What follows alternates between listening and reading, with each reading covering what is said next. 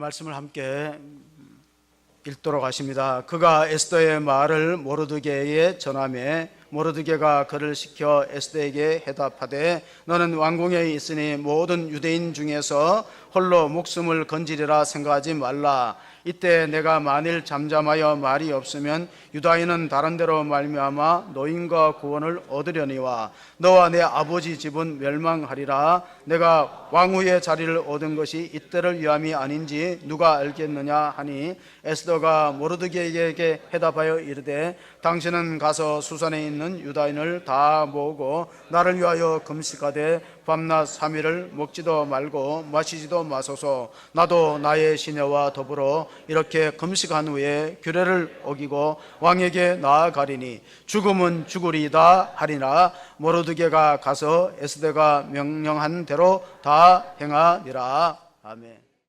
전쟁과 평화라는 대작을 남긴 러시아의 문호 톨스토이가 마지막 죽는 순간에 드디어 하나님께 당첨되었다는 말을 남겼다고 합니다. 여러분, 우리는 로또에는 당첨 못 되고 아파트에는 당첨이 못 되더라도 하나님께는 한번 당첨된 날이 올 것입니다. 그때가 언제예요? 죽는 순간. 하나님께 당첨되는 순간에 우리가 어떤 모습으로 하나님 나라에 갈 것인가를 지금부터 생각하라는 겁니다.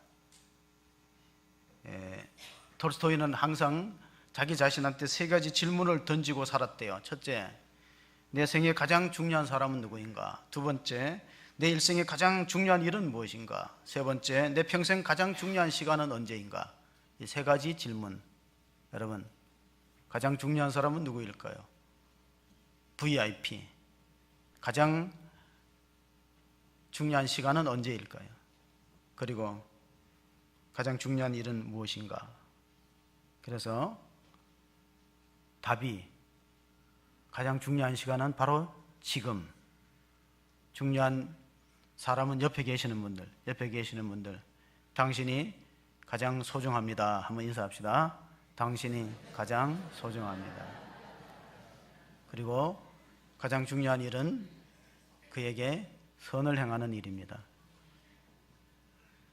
그래서 이 얘기를 들었던 톨스토이 얘기를 듣고 감동을 느꼈던 남편이 아내한테 카톡을 했어요. 여보, 인생에 세 가지 중요한 금이 있다. 그게 뭔지 아느냐? 황금과 소금과 지금이다. 그리고 지금이 참 중요하다. 아내가 답장을 했어요. 나한테도 소중한 세 가지 금이 있다. 현금, 지금, 입금. 아유, 얼떨떨해갖고 괜히 말했다. 아는 척했다. 답장을 또 했어요. 방금, 쬐끔, 송금. 5월이 무슨 달이에요? 5월이 가정의 달. 6월은 무슨 달이에요? 호국 보훈의 달입니다. 우리는 6월 6일을 현충일로 지키는데 미국은 메모리얼 데이가 있어요. 우리와 똑같은 현충일의 성격을 띤 메모리얼 데이가 5월 27일입니다. 이틀 전에 오하이오 주 신시내티 묘지에 성조기가 덮이는 90세의 노인이 세상을 떠나서 장례식이 진행되었어요. 근데 그 장례식 주변에 그 관을 둘러싸고 있는 주변에 있는 사람들은 전혀 일면식이 없는 사람들이야. 그 네모 반듯한 사진은 바로 그 주인공이었던 퍼킨스라는 6.25 참전 용사가 세상을 떠났는데 많은 사람들이 와서 추모하고 애도를 했어요. 이번엔 신시내티 시청에 근무하다가 은퇴를 하고 요양원에서 말년을 보냅니다. 찾아오는 사람도 별로 없고 딸이 하나 있는데 또 몸도 약하고 멀리 떨어져 있습니다. 불과 20살의 나이에 우리 1950년도, 51년, 53년 사이에 한국전에 참전했던 참전용사인데 90세의 나이에 세상을 떠났어요. 그런데 얼마 전에 그 묘지에다가 그 장례를 하도록 자기 묘지 측하고 이미 아마 스프링 그로브 묘지 측하고 자기가 묻힐 장소를 예약을 해놓은 상태인데 문제는 가족들이 올 사람이 없어요. 딸이 오겠다고 했는데 장례식에 오겠다 그랬는데 요양원에서 이제 장례식으로 가는 그 과정 속에 오겠다고 약속했는데 너무 몸이 아파서 도저히 장례식에 참석 못한다는 답을 보내고 이 스프링 그로브 묘지 측에는 고민하다가 SNS에 올렸어요. 여기 90세의 노인이 한국전에 참전했다가 이제 세상을 떠났는데 좀 와줄 수 있겠느냐. 근데 얼마나 왔느냐 하면 수천 명이 몰려왔어요. 아무 관계도 없고 자동차로 운전해서 수십 명, 어린아이를 아주머니로부터 해서 저 옆에 둘러싼 사람들은 베트남전에 참전했던 사람, 이라크전에 참전했던 용사들이 우리도 다 적지에서 싸웠던 경험이 있으니까 우리가 형제와 같아. 근데 이제 바이올리스트들이 와서 바이올리스트들이 자진해서 오고 지역에 있는, 그리고 백파이어 연주자들이 모여서 어메이징 그레스를 연주해 줬어요. 나 같은 죄인 살리신 주은혜 놀라와. 그래서 어떤 언론인에 종사하는 사람은 이렇게 말했어요. 내 심장이 나에게 나라를 위해 봉사했다가 떠나는 이 사람의 마지막을 지켜보라고 했다. 그래서 자기 왔다고 언론에 발표를 하기도 했습니다. 제가 이 말씀을 드린 이유는, 만약에 우리나라에 월남전에 참전했다가 요양원에서 90세의 나이로 쓸쓸하게 세상을 떠나고 묘지 측에서 아무도 와줄 수 있는 사람이 없을 때 SNS에 올리면은 과연 몇 사람이나 만사를 제패하고, 이 묘지 측에서 얘기하는데 교통체증이 너무 밀려갖고 중간에 돌아간 사람도 있고, 수화기에 전화가 계속 벨이 울려갖고 내가 어떻게 하면 이 용사의 장례식에 참전할 수 있겠냐, 이 용사의 마지막 길을 배웅할 수 있겠느냐 하고 전화 문의가 쇄도해갖고 수화기를 내려놓았대요. 선진국의 차이가 뭡니까? 나라를 위해서 싸우는 사람들을 우대하고 제복을 입은 사람 우선시합니다. 미국에는 장병들이 군대 갔다가 휴가 와서 식당에서 밥 먹으면요, 전혀 관계없는 사람들이 돈을 내고 가요. 당신의 봉사를 우리가 중요하게 생각한다고. 이번 헝가리에서 우리 여행객들이 아깝게 목숨을 잃었습니다. 저는 조금 아쉬운 게 부딪혔던 그 선장에 비해서 왜 조금 빠른 시간에 구조 활동을 할 수 없었냐, 아쉬움이 있는데 뭔가 사정이 있었겠지만은 어쨌든 선진국은 자국민의 생명과 안전을 보호하는 데 최우선을 두고 있어요. 오늘 우리가 읽었던 에스더서는 나라의 위기가 있을 때 자기 한 목숨을 던져서 위기를 막고 구했던 우리 에스더에 대한 이야기인데, 에스더는 이름의 뜻이 뭐냐면 별입니다. 바사라는 나라는 지금 그 지역이 이란이라는 지역이에요. 페르시아. 옛날에 그 페르시아라 했던 게 성경의 바사고, 지금 그 땅이 이란 땅입니다. 바벨론이라고 성경에 나오는 땅은 이라크 지역입니다. 그러니까 결국은 구약 성경의 무대가 바로 지금 중동입니다. 중동. 걸프전이 일어났던 중동의 무대가 구약 성경의 무대예요. 이스라엘 땅, 그리고 이라크, 레바논 그 지역인데, 그때 왕후였던 에스더의 이야기입니다. 에스더라는 뜻은 바사식 페르시아 이름으로 별이라는 뜻이죠. 스타라는 뜻입니다. 여러분, 스타는 어떤 사람이 됩니까?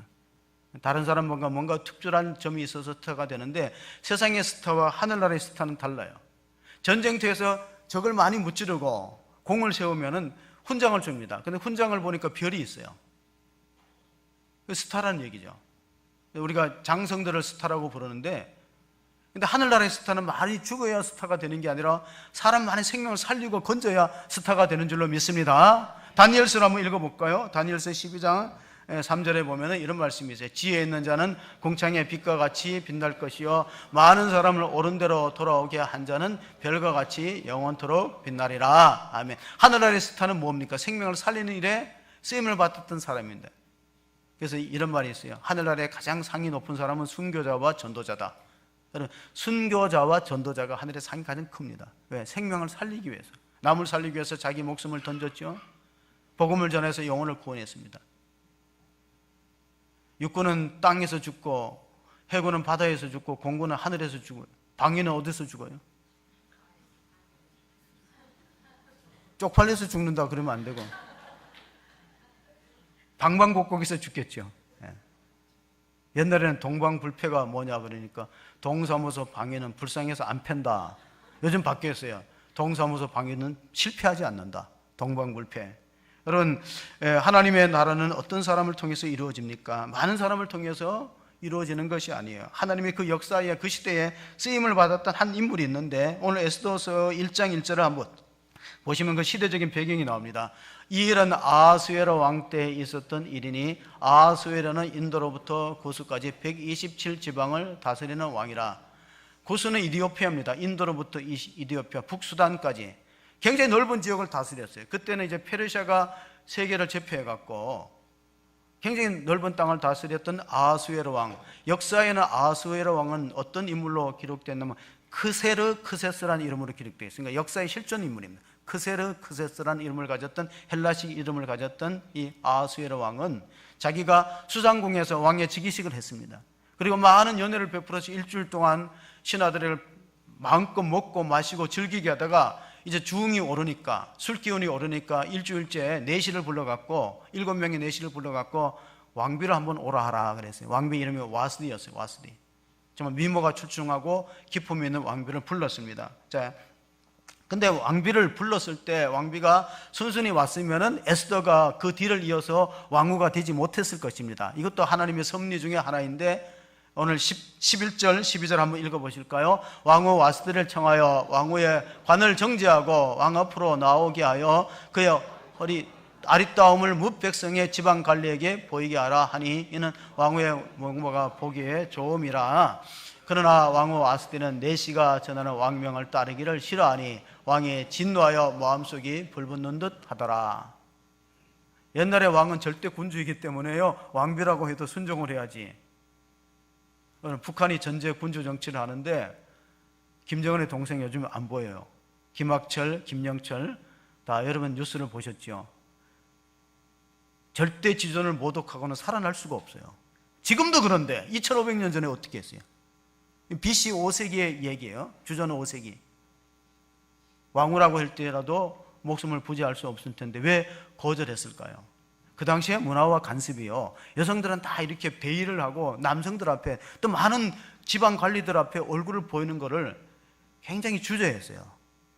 그러니까 아마 평소에 안 하던 일을 시키니까 거절했는데, 근데 이게 왕의 진노를 샀고 그 밑에 신하들이 이때 잘해야 됩니다. 근데 내시의 무무관이 이렇게 율법을 해석했어요. 왕이시여, 이때 가만히 있으면은 이 얘기가 소문이 국내에 돌게 되면은 모든 아내들을 남편이 무시하는 그런 관습이 생긴다. 남편을 존중할 줄 모르고 아내들이 남편을 그렇게 우대하지 못하는 그런 문화가 형성되니까 이때 단호하게 폐위를 시켜야 된다. 왕후의 자리를 쫓아내야 된다 하고 무무관이라는 내시가 왕에게 보고를 했어요. 그래, 왕이 좋다, 그럼 그렇게 하자. 그래서 와스디는 폐위됩니다. 여러분, 이거 하나의 영화나 드라마로 보면 이렇게 발단이 이렇게 되고 전개가 됩니다. 왕후의 자리가 비었잖아요. 그럼 전국 각국과 곳곳에 아리따운 처녀들을 공모해갖고 콘테스트를 하죠. 마치 미스 유니버시아드 대회처럼 그거 불렀어요. 그 중에 누가 들어가냐면 이제 유대인 출신의 이 에스더가 들어갑니다. 심사를 보면 얼마나 심사하냐면 1년을 심사해요. 1차 심사가 6개월이에요. 다 정결하게 몸을 단정하고 목욕하고 그러잖아요. 이때를 위해서 하나님이 에스더라는 그런 이스라엘 유대인 처녀를 남겨두었는데, 그 일찍 부모를 여의고 조실 부모하고 사촌간이었던 모르드게 밑에서 양육됩니다. 나이 차이가 많이 나니까 아마 모르드게가 사촌 동성인 에스더를 막 친자녀처럼 양육했어요. 근데 이제 나가보라는 거예요. 요즘에 그 미스 토롯이라는 게 굉장히 유행하는 것 같아요. 거기 누가 1등 했나요? 네, 잘하시네요. 주로 텔레비를 많이 보시는 것 같아. 근데 어머니가 나가보라 그랬대. 아이고, 내가 나간다고 되냐고, 내가 얼굴이 되냐고, 외모가 되냐고, 노래는 좀 하지만 얼굴과 외모가 안 되니까 안 나가겠다는 걸 엄마가 나가라 그래갖고 몸값이, 출연료가 막 수십 배, 수백 배 올랐대요. 마찬가지로 모르드게가 에스더를 나가보라 그랬는데 단 한 가지 조건이 있어요. 너의 국적을 얘기하지 말라. 너가 유대인이라는 말을 하지 마라 그랬어요. 근데 당첨이 되잖아요. 6개월간 1차 심사하고 2차 또 6개월 심사했어요. 근데 그 어간에 어떤 일이 생겼냐면은 내시 중에 2사람이 영모를 깨해갖고 아하수에로 왕을 암살하려고 했다가, 이걸 누가 아냐면은 에스더의 사촌 오빠 모르드게가 알아요. 그래서 이제 정가를 해갖고 그 내시들 2사람 처형됐어요. 왕을 죽이려고 해요. 그리고 궁중일지에 우리가 왕조실록, 2조 왕조실록처럼 이 바사 왕국의 왕조 일기에 적혔는데, 근데 아무도 상을 베풀지 않았어요. 그리고 나서 이제 뽑힌 사람이 하만이라는, 아말렉 후손, 아각 왕의 후손이었던 하만이라는 사람이 뽑혔는데, 이 하만이라는 사람이 아주 교만하고 권력에 취해가지고 정말 안하무인격으로 사람들을 무시하는데, 자기에게 절하지 않는 유일한 사람이 모르드게입니다. 왜냐하면 모르드게는 유대인이기 때문에 10계명 가운데 2계명이 뭐예요? 나 외에 다른 신에게나 사람에게 절하지 말라, 참배하지 말라. 그래서 모르드게는 하만이라는 권력의 이인자 눈에 벗어납니다. 어떻게 하면 저 모르드게를 망신을 주고 죽일까 하고 역모를 깨하다가 그 다음에 이제 왕에게 진언합니다. 이 사람은 이렇게 말했어요. 유대인들이 이 왕을 무시하는 것과 똑같다. 이 나라의 이인자가 하만인데 하만한테 절하지 않는 것은 결국 아수르의 왕의 통치에 복종하지 않은 거니까 모르드게를 비롯해서 유대인들은 그런 관습이 있다. 자기네 하나님이 제일인 줄 알고 국가의 통치에 거부하니까 이번 기회에 다 멸절을 시켜야 나라가 조용해질 수 있다. 그렇게 간언을 합니다. 그래 이 왕이 똑똑하지 못해요. 어리석어 갖고 그만 조서에 인장을 찍어버립니다. 에스더서 3장 15절에 보면 이런 말씀이 있습니다. 역절이 왕의 명령을 받들어 급하게 남에게 그 조서가 도성수산에도 반포되니 왕은 하만과 함께 마시되 수산성은 어지럽더라. 자, 이렇게 조서에 어인을 찍고 나서 하만은 왕과 더불어서 술자리를 하는데 이제 수산성은 어지러운 겁니다. 이스라엘 민족들이 다 한꺼번에 대학살을 당할 위기에 몰려 있습니다. 이 일을 어떻게 우리 역사에도 보면 1910년도에 그 한일합병이 있었습니다. 그때 장지연이라는 주필이 논문 하나 썼는데 논문 제목이 시일야 방송대국이에요. 이제야 내가 목을 놓고 온다. 나라의 주권을 빼앗겼으니 앞으로 엄청난 사람들이 희생될 것이다. 나라 없는 백성들이 어디 가서 존재를 인정받으며 어디 가서 생존을 보장받을 수 있겠느냐. 근데 실제로 이스라엘 민족도 에스더서 3장 4장 3절을 보면요 크게 울부짖고 하나님 앞에 기도했습니다. 회개했습니다. 왕의 명령과 조서가 각 지방의 이름에 유다인은 크게 애통하여 금식하며 울며 부르짖고 굵은 베옷을 입고 재에 누운 자가 무수하더라. 여러분, 굵은 베옷과 재는 회개를 표시하는 겁니다. 이제 우리가 죽음이 가까웠다. 이제 여기서 우리가 살 수 있는 방법은 없다. 왜냐하면 이미 한번 살생부가 작정됐고 D-Day가 선택되었어요. 이런 속에서 살아남을 수 있는 방법이 뭐냐. 그때 이제 모르드게가 자기가 왜 에스더에게 국적을 밝히지 말았느냐. 성견 지명이 있었던 거예요. 너의 국적이 유다인이라는 걸 말하지 말고 왕후가 되었어요.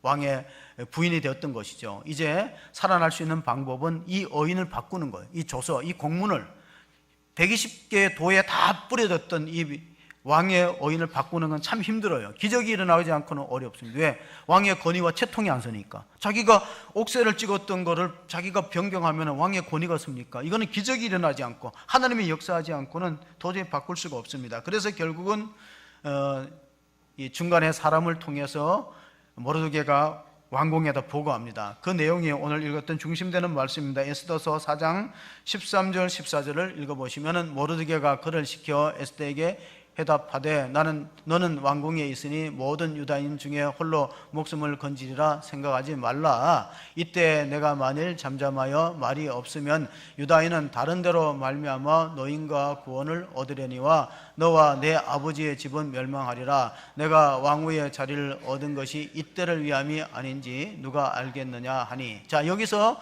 주목한 단어가 다른 데로입니다. 이 다른 데로는 말을 왜 우리가 주목하고 관심을 가져야 되나 하면은 에스더서에는 하나님이라는 말이 한 번도 안 나와요.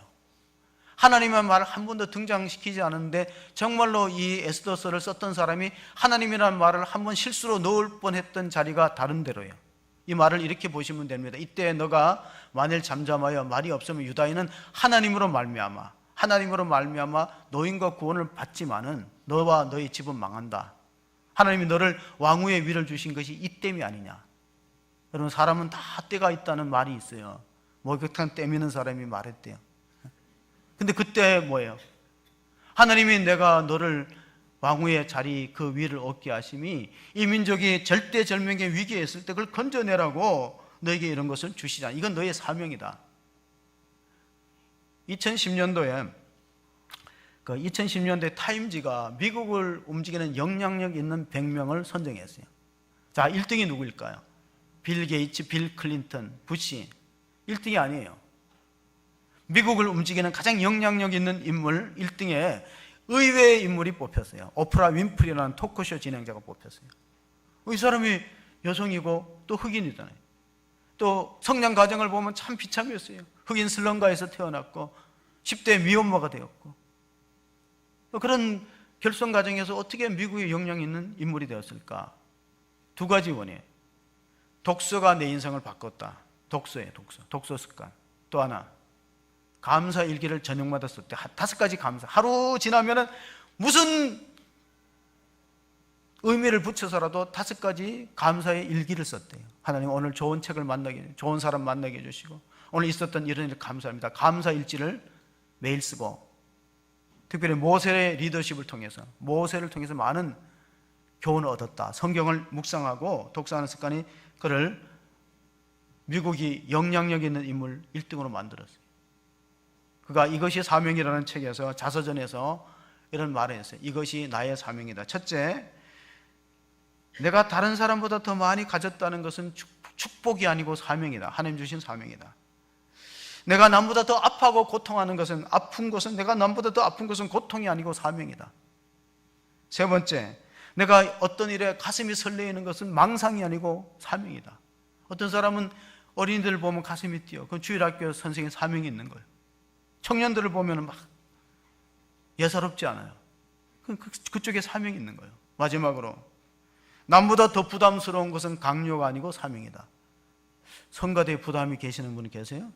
성가대가 사명인 줄로 믿습니다. 성가대가 사람이 없으면 내가 자꾸 부담스러워. 그 사명이죠. 저는 사명을 거룩한 부담이라고 불러요. 사명이 뭐라고요? 거룩한 부담. 하나님은 우리 각 사람을 사명적 존재로 지었어요. 하나님 앞에 갔을 때 하나님 꼭 물어보는 게 있어요. 내가 너를 이 땅에 보낸 사명을 다하고 왔느냐? 그걸 물어본대요. 평신도는 평신도의 사명이 있고, 목회자는 목회자의 사명이 있어요. 제가 신학을 할 때 가장 고민하고 갈등했던 게 뭐냐면은, 만약에 하나님 앞에 갔을 때, 너는 왜 목사가 되냐? 너는 평신도가 돼갖고 교회를 잘 섬기라고 내가 이 땅에 보냈는데, 그럼 나는 실패한 인생이 되는 거예요. 근데 만약의 경우 반대로 질문, 야, 내가 너에게 주의 종의 사명을 줬는데 너는 왜 주의 종의 사명을 다 하지 않고 왔느냐? 그럼 그것도 실패한 인생이 되는 거예요. 잘 생각해 보세요. 하나님의 부르심의 자리가 어딘가? 하나님의 부르심의 자리. 에스더에게 왕후의 자리는 하나님의 부르심의 자리예요. 이때를 위해서 너가 왕후가 된 것은 너가 잘나고 똑똑해서 된 것이 아니에요. 사실은 모르드게가 처음에 사람을 보내서 너가 유대에 있는 걸 밝히고 이민족을 구원하기 위해서 왕을 설득하라 했을 때 에스더가 순순하게 아멘 하지 않았습니다. 왜 내가 그걸 해야 돼? 근데 지금 잘 살고 행복한데, 난 지금 왕과 사이도 좋고, 내 자리가 부귀영화를 누리는 자리고 일신의 영달을 꾀하는 자리인데 내가 굳이 여태까지 안 밝혔던 내가 유대인 출신이라는 걸 얘기할 필요가 있어? 아마 사촌 오빠한테 그렇게 이야기를 했을 수도 있어요. 그럼 우리가 교회를 섬기다 보면 내가 그 일을 왜 해야 돼? 그런 생각을 많이 하겠죠. 근데 하나님이 이때를 위해서 나를 여기 보냈다. 거룩한 부담감이 사명감입니다. 사람이 거북하면은 어떻게 합니까? 동물들은 병이 생기면 첫째 굶습니다. 물론 집에서 키우는 반려동물들은 병원에 가겠지만 산에 있는 동물들은 병원에 갈 수 없고 약을 먹을 수 없어요. 첫째 뭐라고 한다고요? 무조건 굶어요. 자연 치유력이 있어요. 금식에는 자연 치유력이 있다는 거예요. 우리 교회에 돕는 이제 피지 선교사 김상도 선교사님의 편지를 읽어보니까 이 피지라는 땅은요, 교회가 건축한다고 함부로 살 수 없는 땅이에요. 부족이 소유한 땅이 있고 국가가 지정한 땅, 정부가 관장하는 땅이 있고 개인이 자유롭게 살 수 있는 땅은 피지 땅이 10%밖에 안 돼. 10분의 1밖에. 그래서 이제 1에이커가 1200평인데 99년 동안 땅을 살 수 있는 돈이 없대요. 우리가 돕는 피지 선교사님은 99년 임대하는 부장과 추장과 부족을 만나갖고 계약을 하는데 자기가 예상했던, 교회가 예상했던 값에 배로 올랐대. 왜냐하면 중국 사람이 들어왔어요. 중국 사람이 들어와서 땅을 사기 시작해갖고 땅값을 엄청나게 올려놨어요. 그래서 뭘 했냐? 연초에 금식 기도를 했어요. 어린아이까지 3일 동안. 3일 동안 금식 기도. 하나님 도와주세요. 2차례나 금식을 했습니다. 여러분, 저도 2002년도 17년 전에 교회 개척하기 전 6월 달에 지금 이 더울 때 청계산에 올라가서 금식을 했어요. 근데 3일 동안이 가장 어려워요. 오늘 에스더는 자기 동족에게 3일 동안 먹지도 말고 마시지도 말라 그랬는데 사실은 3일 동안 안 마시면은 장이 유착될 수 있어요. 저는 하루는 물도 안 먹으면 안 마셔요. 근데 3일은 해보지 못해요. 그 다음부터는 이제는 물은 마시면서 금식을 하는데 금식을 하면 배가 고파요. 안 해보셨어요? 배가 얼마나 고프냐면요, 그 기도원의 매점에 있는 새우깡이 그렇게 먹고 싶더라고. 어제 금식기도 끝나면 저 새우깡 한번 시켜 먹어봐야지 할 만큼. 제가 원래 작정한 금식 기간은 열흘 넘도록 작정을 했는데 여름철에 너무 무덥고 그리고 막 기운이 없으니까 나중에 기도원에 가서 통성 기도를 하는데 소리가 안 나와요. 사실 내가 예정했던 시간을 다 못 채우고 하나님으로부터 3가지 비전을 받고 교회를 개척했어요. 첫째, 하나님을 기쁘시게 하는 교회가 되자. 두 번째, 성도들이 행복할 수 있는 교회가 되자. 세 번째, 이웃의 영혼을 구원하는 교회가 되자. 3가지 비전을 받고 2002년도 9월 1일 날이 개척되었습니다. 17년 전의 일이죠. 근데 사실 지금 돌이켜보면 제가 성도를 많이 구원했다고는 할 수 없어요. 제 능력에 한계가 부족이 있기 때문에. 그런데 그 금식이 얼마나 중요하냐면 금식은 용광로와 같아, 그런 말이 있어요. 용광로에는 불순물이 금속이 다 빠지잖아요.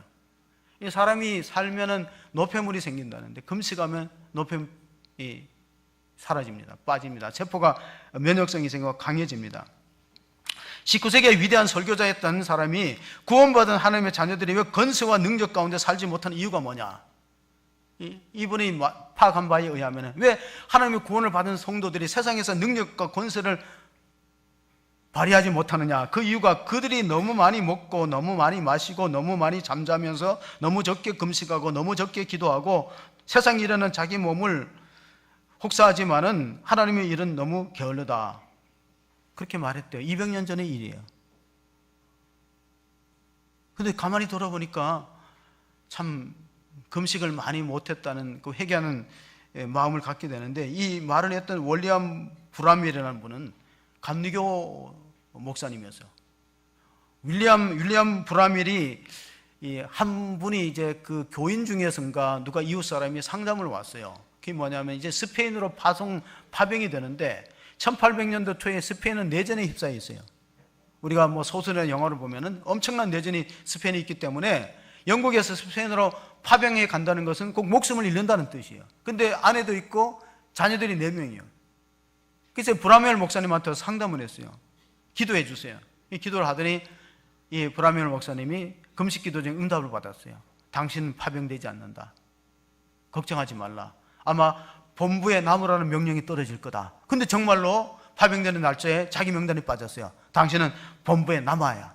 그 기도 응답이 된 거죠. 금식 기도가 갖고 오는 위력을 직접 체험했던 것입니다. 에스더 4장 16절 17절 말씀을 한번 같이 읽어보시겠습니다. 당신은 수산에 가서 수산에 있는 유다인들을 다 모으고 나를 위하여 금식하되 밤낮 3일을 먹지도 말고 마시도 마소서. 나도 나의 시녀와 더불어 이렇게 금식한 후에 귀를 어리고 왕에게 나아가리니 죽으면 죽으리다 하니라. 자, 에스더가 그 명령한 모르드게에 가서 명령을 다 한 건 뭐냐면, 에스더는 30일 동안 왕의 부름을 받지 못했어요. 고대의 왕실들은요 암살이 많기 때문에 왕후랄 줄 알아도 의심해요. 왕이 부르기 전에 미리 자청해서 가면은 금규라는 호를 내밀지 않으면요 용서받지 못해요. 3일 동안 왕의 부름을 못 받아서 금식하면은 얼굴이 초췌해지잖아요. 얼굴을 아름답게 단장하고 가야 왕이 금규를 내밀어서 목숨을 살릴 텐데 금식하고 초췌해서 가면은 살아나겠느냐. 근데 하나님의 역사는 신비롭습니다. 죽을 각오를 했더니 살 길이 열려요. 다니엘서 1장 15절에 보면은 다니엘의 세 친구들이 저 바벨론 포로로 붙들려 갔을 때 거기서 주는 환관장에 주는 음식, 신에게 바쳤던 우상 제물과 포도주를 거절했어요. 그럼 얼굴빛이 초췌해져 갖고 책망을 받아야 되는데 윤기가 나고 피부가 더 깨끗하고 이뻤다, 아름다웠다 소년들이. 아마 에스더에도 하나님의 섭리와 역사 가운데서 3일간 먹지 못하고 금식을 했는데도 불구하고 더 아름다워 보이니까 왕이 감동을 해갖고 금규를 내밀어서 목숨을 살았으면 물론이요 이렇게 말합니다. 왕비가 참으로 귀하고 아름답소. 나라의 절반이라도 주겠으니까 소원하는 것을 말해보세요. 이건 성령의 역사입니다. 하나님이 아니고서는 어떤 일이 이런 일이 일어날 수 있겠습니까? 금식하면서 유다인들도 다 금식하고 하나님 마음에 감동을 주어서 나라의 절반이라도 주겠으니까 얘기하라. 그때 얘기합니다. 자기는 유대인이다. 그리고 하만이라는 간신 때문에 우리가 다 죽게 생겼다. 도와달라. 아마 그렇게 요청했겠죠. 그래서 이제 지금도 그 날짜를, 이때 있었던 날짜를 기념하는데 그 불임절입니다. 불어라는 것은 제비 뽑다. 운명의 기로에 서 있다. 그런 뜻이에요. 운명, 제비 뽑다. 왜? 날짜를 선택했어요. 디데이를 선택했어요. 하만이. 왕의 조서에 인장을 받았어요. 그날은 다 유대인들이 멸절되는 날이에요. 2차 세계대전 때 독일의 히틀러가 유대인을 600만 죽이듯이 다 죽을 수밖에 없는 기로에 섰을 때 민족이 합심하고 기도했더니 금식기도, 합심기도는 하나님의 능력을, 하나님의 권세를 움직이는 힘이 있다는 사실을 우리가 깨닫게 됩니다. 마태복음 18장 19절 20절에도 예수님도 그런 말씀하셨어요. 진실로 다시 너희에게 이르노니 너희 중에 두 사람이 땅에서 합심하여 무엇이든지 구하면 하늘에 계신 내 아버지께서 그들을 위하여 이루게 하시니라. 두세 사람이 내 이름으로 모인 곳에는 나도 그들 중에 있느니라. 아멘. 우리가 숫자가 적도가 낙심하지 마시기를 바랍니다. 하나님은 두세 사람이 모인 것도 함께 하시고 합심하는 기도를 들으시는 하나님인 걸 믿으시기 바랍니다. 허드슨 테일러라는 분이 중국에 내지 선교를 갔어요. 그런데 후원교회 없이 갔어요. 이건 정말로 무모할 만큼 힘든 일인데 그가 한 말이 있어요. 하나님의 방법은 사람이다. 하나님의 방법은 사람이다. 하나님은 천사를 통해서 복음을 전하는 것도 아니고 프로그램을 통해서 전하는 것도 아니다. 사람을 쓰신다. 어때? 죽으면 죽으리라 각오되어 있는 사람, 결단되어 있는 사람.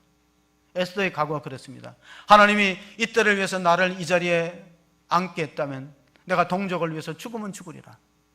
우리나라에도 애공 열사 가운데 여성들이 있어요. 김마리아, 유관순 열사. 정말 그분들은 자신의 일생의 영달을 포기하고 나를 위해서 자기 한 몸을 던졌듯이 다윗도 힘들고 어려울 때 정말로 죽음의 위협 속에서도 금식하며 백성을 위해서 기도했던 내용들이 시편 35편 13절에 기록되어 있습니다. 나는 그들이 병들었을 때 굵은 베옷을 입으며 금식하여 내 영혼을 괴롭게 하였더니 내 기도가 내 품으로 돌아왔도다. 우리가 금식하면서 기도해서 응답이 안 되면 낙심할 필요가 없다는 것입니다. 그 기도가 내 품으로 다시 돌아오는 것입니다. 우리가 전도했을 때 사람들이 배척하고 전도를 받지 않도록 우리가 낙심할 필요가 없는 것은 그 축복이, 그 가정에 빌었던 평안이 우리 가정 속에 임하기 때문에 그렇습니다. 마태복음 10장 13절에 예수님이 70명의 전도대를 둘씩으로 파송하면서 주신 말씀을 읽어봅니다. 그 집이 이에 합당하면 너희 빈 평안이 거기 임할 것이요 만일 합당하지 아니하면 그 평안이 너희에게 돌아올 것이니라. 아멘. 우리가 복음을 전하는 것 열매가 없다고 낙심할 필요가 없다는 것입니다. 그 복음의 축복이 내와 우리 가정에 임할 수 있다는 사실입니다. 예수님께서 12명의 제자를 양육했어요. 예수님의 그 3년 동안 공생애를 보면 세 가지 S가 있어요. 첫 번째 S는 세이빙, 구원이에요. 두 번째 S는 무엇일까요? 그들을 하나님의 말씀으로 잘 훈련하고 성장시키는 겁니다. 그리고 마지막 S는 뭐냐? 보내는 거예요. 샌딩이에요. 여러분, 세이빙하고 서빙, 그들에게 섬기는 방법을 가르치고 어떻게 하나님 나라를 섬길 것이냐. 세이빙 후에 섬김의 삶을 가르치고 인자가 온 것은 섬김을 받으려 함이 아니요 섬기라고 자기 목숨을 많은 사람에게 대성물로 주려 합니다. 그리고 나서는 보내셨어요. 파송, 샌딩. 그래서 교회는 많이 모이는 것도 중요하지만 세상 속에 흩어져서 세상 가운데서 내가 주님을 위해서 일해야 될 때 내 장소, 그 사명을 깨닫는 것이 참으로 중요합니다. 에스더서 5장 3절을 읽어보시겠습니다. 왕이 이르되 왕후 에스더여 그대의 소원이 무엇이며 요구가 무엇이냐? 나라의 절반이라도 그대에게 주겠노라 하니. 복음서에도 비슷한 내용이 나와요. 그게 뭐냐면 헤롯 안디바 왕이 살로메가 생일날 춤추는 걸 보고 너무 감동을 받아갖고 소원을 말해보라. 세례 요한의 목을 내놓으라 그랬어요. 결국 세례 요한은 헤롯에 의해서 목숨을 잃고 마는 것입니다. 오늘 하만은 결국은 자기의 계략이 다 수포로 돌아가고 50규빗의 짱대에 모르드게를 달려고 했던 계획에 자기가 달리게 됩니다. 잠언서 18장 12절에 보면은 사람의 마음의 교만은 멸망의 선봉이요 겸손은 존귀의 앞잡이니라. 그렇습니다. 신앙생활할 때 가장 중요한 것은 자기를 돌아보는 겸손이에요. 남은 심판하기 쉽지만 자기를 돌아보기는 참 어렵습니다. 하만의 결국은 10아들과 아말렉 족속들이 다 하나님께서 심판하시고 역전이 있었습니다. 하나님의 최고의 역전이 무엇일까요? 이 이스라엘 역사에 에스더 시대에 있었던 역전보다 더 위대한 역전이 있었는데 그것은 바로 십자가와 부활 사건입니다. 십자가 예수님 못 박혔을 때 사탄의 진영에서는 자기네가 이겼다, 하나님의 아들이 죽게 되었다고 승리의 창가를 불렀을지 몰라요. 그러나 3일 만에 뒤집혔어요. 누가? 예수님이 사망 권세를 이기시고 부활하셔서 사탄의 진영을 밟아버리셨어요. 에스더서 9장 22절에 그들의 슬픔이 변하여서 기쁨이 되었습니다. 이날에 유다인들은 대적에게 벗어나서 평안함을 얻어 슬픔이 변하여 기쁨이 되고 애통이 변하여 길한 날이 되었으니 이 두 날을 지켜 잔치를 베풀고 즐기며 서로 예물을 주며 가난한 자를 구제하라 하며 지금도 아달월, 이스라엘 달력으로 아달월 13, 14일은 불임절로 지킵니다. 이스라엘의 축제요 즐깁니다. 다음 주에는 우리가 성령 강림주일로 지킵니다. 성령께서 오시면은 마치 에스더의 암울했던 역사를 바꾸어서 베옷을 벗기고 기쁨의 옷을 입히듯이 이사야서 61장 3절에 보면 성령이 오시면 무릇 시온에서 슬퍼하는 자에게 화관을 주어 그 죄를 대신하며 기쁨의 기름으로 그 슬픔을 대신하며 찬송의 옷으로 그 근심을 대신하시고 그들이 의의 나무 곧 여호와께서 심으신 그 영광을 나타낼 자라 일컬음을 받게 하려 하심이니라. 하나님께서 회복시키는 능력이 성령을 통해서 이루어짐을 믿습니다. 제자들은 그것을 알지 못하고 이스라엘 나라를 회복하는 게 언제냐고 질문합니다. 하나님의 나라를 회복하는 것이 우선순위에 있음에도 불구하고 그를 깨닫지 못했던 제자들은 사도행전 1장 6절에 이런 질문합니다. 보십니다. 그들이 모였을 때 예수께 여쭈어 이르되 주께서 이스라엘 나라를 회복하심이 이때니까. 하나님이 일하시는 때를 묻지 말라는 겁니다. 오직 성령이 너희에게 임하면 너희가 권능을 받고 예루살렘과 온 유대와 사마리아 땅끝까지 이르러 내 증인이 되라. 우리 할 일이 무엇인가를 물어야지 하나님이 일하실 때를 묻는 것이 아닙니다. 사도행전은 다른 말로 성령행전이라고 부릅니다. 성령께서 사도 바울을 쓰시고 바나바를 쓰시고 베드로를 쓰시고 성령께서 일하시는 것을 기록한 게 사도행전이기 때문에 베드로는 예루살렘에서, 사도 바울은 로마에서, 도마는 인도에서 자기 죽을 곳이 따로 있는 거예요.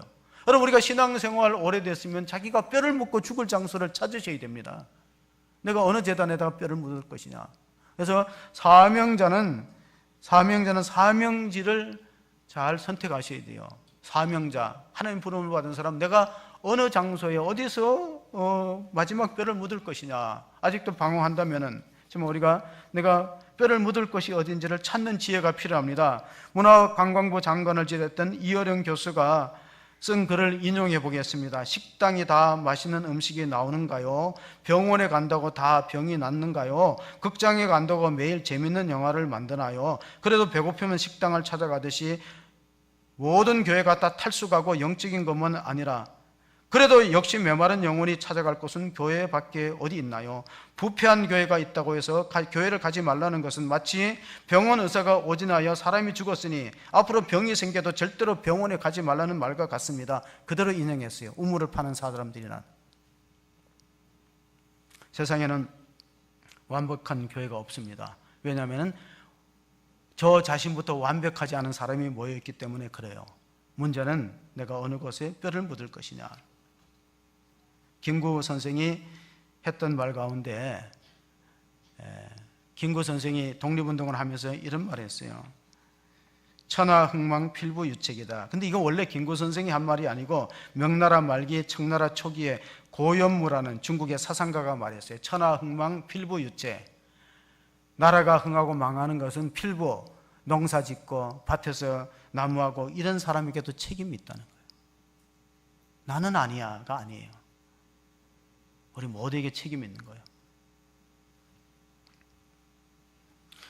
독립선언서 33인을 쓸 때에 누구 이름을 먼저 쓰느냐 논쟁이 있었대요. 그때 만해 한용운 선생이, 그 사람은 불교죠, 천도교의 손병희한테 당신 이름부터 쓰세요. 이게 죽는 순서입니다 했다는 거예요. 여러분, 교회의 직분은 죽는 순서라고 보면 돼요. 만약에 공산주의가 교회를 핍박하러 오면은 담임 목사부터 중직자가 죽는 순서인데, 우리는 영광을 받으려고 하니까 자꾸 시험이 드는 거예요.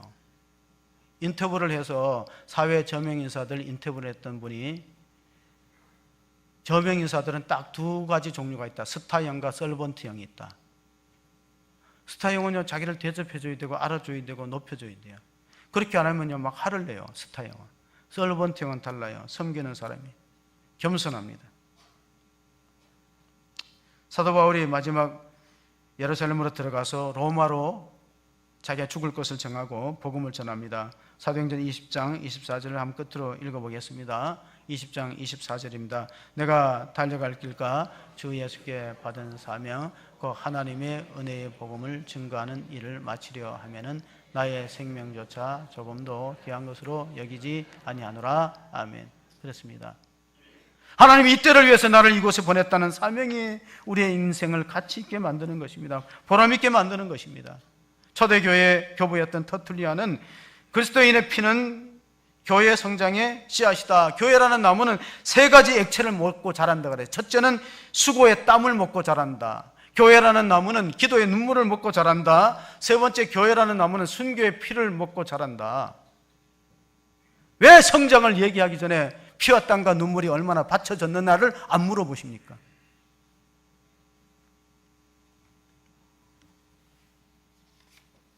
나무는 저절로 자라지 않고 걸음이 있어야 됩니다.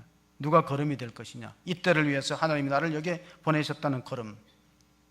장기려 박사는 북한에서 아들 데리고 넘어오고 부인하고 다른 형제들은 북한에 남았는데 일생 결혼 안 하고 병원을 짓고 의료보험의 창시였던 청십자 병원을 부산에서 짓고 복음병원에서 봉사했습니다. 그의 좌우명을 소개해드립니다. 그는 막사의 상을 받은 이유가 무엇일까요? 그는 자식들한테 좌우명을 가르쳤어요.